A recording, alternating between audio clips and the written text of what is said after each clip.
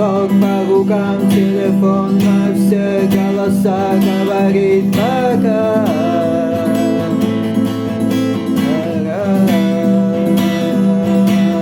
И пальто на гвозде, шарф в рукаве и перчатки в карманах шепчет: подожди до утра.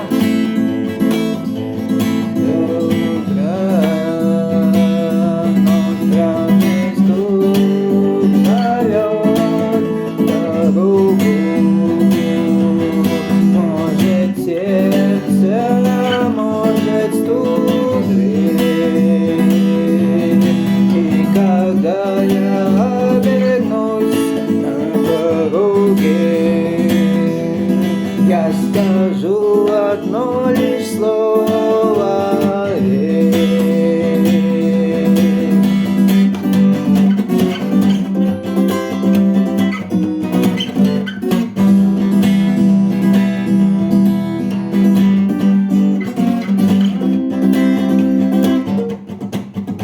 И опять на вокзал, и опять к поездам, и опять проводник выдаст белье и чай,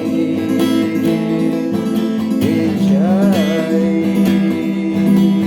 И опять не усну, и опять сквозь грохот колес не послышится слово прощай, прощай.